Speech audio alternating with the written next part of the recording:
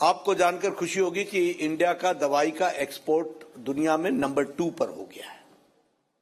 We are the cheapest and the most effective medicine India बना रहा है, और उस इफेक्टिव मेडिसिन को भी उसका एक्सपोर्ट हैज इंक्रीज बाय 138%।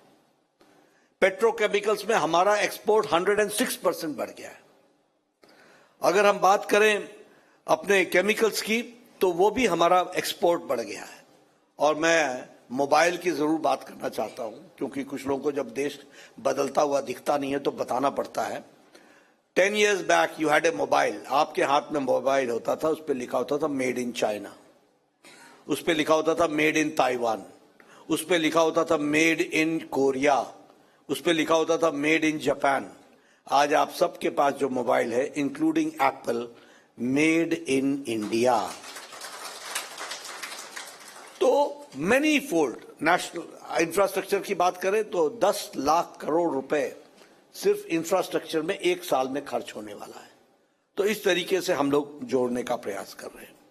मैं यहां ये भी बताना चाहूंगा कि गांव, गरीब, वंचित, पीड़ित, शोषित, दलित, युवा, किसान, महिला, सबकी चिंता अगर की है तो प्राइम मिनिस्टर मोदी जी के प्रोग्राम्स ने चिंता की है। This we have to understand. और मैं पत्रकार बंधुओं को बताना चाहता हूं, according to International Monetary Fund और अकॉर्डिंग टू नीति आयोग, भारत की गरीबी में 25 करोड़ लोग आज गरीबी की रेखा से ऊपर उठ गए हैं। आज इंटरनेशनल मॉनेटरी फंड के अनुसार, IMF के अनुसार, भारत की अति गरीबी, extreme poverty, is less than 1%। यह परिस्थिति आई है। कैसे आई है? प्रधानमंत्री गरीब कल्याण Anna Yojana, 5 kilo wheat, 5 kilo rice, 1 kilo pulse दाल, ये देने का काम किया है। और आपको जानकर खुशी होगी कि हम लोगों ने डिसाइड किया है कि यह राशन देने का काम यह अगले 5 साल तक जारी रहेगा, और उसके लिए हम लोग आगे बढ़ रहे हैं।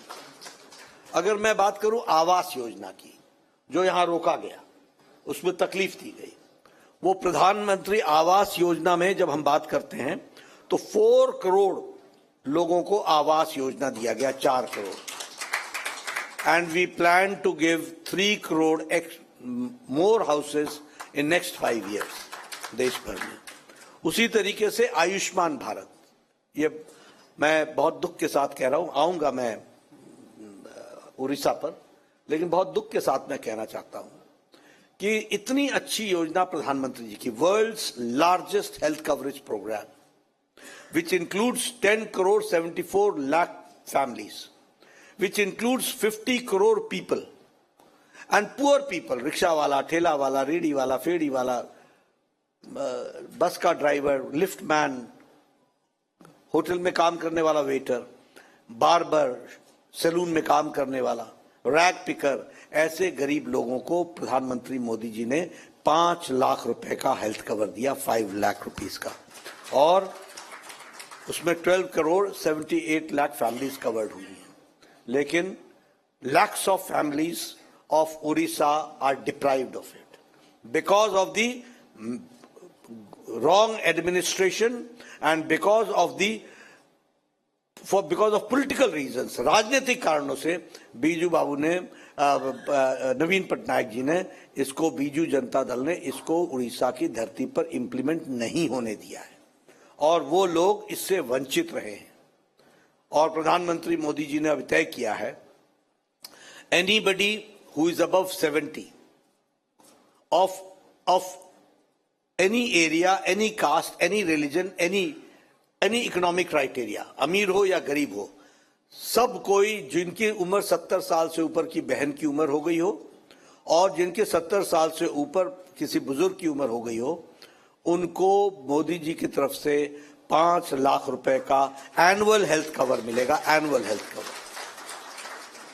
यानी 70 साल से ऊपर इंश्योरेंस वाले प्रीमियम बढ़ाते हैं, इंश्योरेंस नहीं देते हैं, और इधर मोदी जी 70 साल से ऊपर के लोगों को, वह हर एक को, एवरीबडी, किसी भी जाति का हो, किसी भी आर्थिक स्थिति का हो, बड़ा हो छोटा हो, सबको 5 लाख रुपए का आयुष्मान भारत का हेल्थ कवर मिलेगा। तो इन नीतियों के माध्यम से किस तरीके से चीजों को आगे विकसित किया गया है, उसको बढ़ाया गया है, वो भी मैं यहाँ पत्रकार बैठे हैं इसलिए मैं ऑन रिकॉर्ड लाना चाहता हूँ। हर एक बार कोई बोल देता है हमारा ध्यान नहीं रखा जा रहा, हमारा ध्यान नहीं रखा जा रहा। मैनिफेस्टो की दृष्टि से मैं बता देना चाहता हूँ, उड़ीसा को टैक्स डेवल्यूशन के माध्यम से 3.2 लाख करोड़ रुपीस दिए गए हैं, 3.2 लाख करोड़ रुपीस, और उसी तरीके से grant in aid 1.7 lakh crore दिए गए। इसलिए उड़ीसा को मेन स्ट्रीम में रखने का काम प्रधानमंत्री मोदी जी ने किया है। ये बात हम सब लोगों को ध्यान में रखना चाहिए। विकास के तो बहुत से काम हुए हैं, उस पर तो मैं आऊंगा, लेकिन उससे पहले मैं एक बात जरूर बताना चाहता हूं कि आज भारतीय जनता पार्टी यहां ऑपोजिशन में बैठने के लिए चुनाव नहीं लड़ रही है, सरकार में आने के लिए चुनाव लड़ रही है।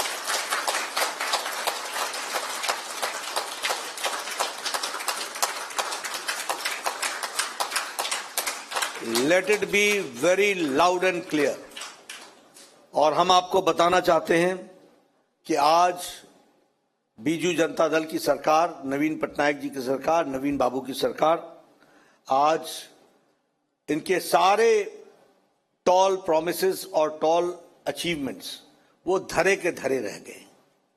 आज खेतों में पानी नहीं पहुंच रहा है, खेत बगैर पानी के हैं, और ये 35% हमारा इरिगेटेड लैंड है, दिस हैज बीन एक्सपोज्ड, ये एक्सपोज हो चुका है। उसी तरीके से दुख के साथ कहना पड़ता है कि आज किसान की आय उड़ीसा की सबसे कम है, लोएस्ट इनकम किसान की है तो कहीं और नहीं, वो उड़ीसा की है। और सबसे ज्यादा पलायन भी, माइग्रेशन भी अगर हो रहा है, वह सबसे ज्यादा उड़ीसा में हो रहा है। और यहां पर दादन जैसा शब्द हर घर में गूंज रहा है। यह इसको बताता है कि किस तरीके से हमारे यहां आज माइग्रेशन का काम चला हुआ है, और इसकी किसी को चिंता नहीं है यहां की सरकार को कि क्यों माइग्रेशन हो रहा है, क्यों लोग पलायन कर रहे हैं, क्यों अपने दैनंदिन जीवन के लिए बाहर जा रहे हैं। आज फसल का उचित दाम नहीं मिल रहा है। और मैं यहां यह भी कहना चाहूंगा, चाहे स्वास्थ्य हो चाहे शिक्षा हो, सारी व्यवस्थाएं चरमरा गई हैं।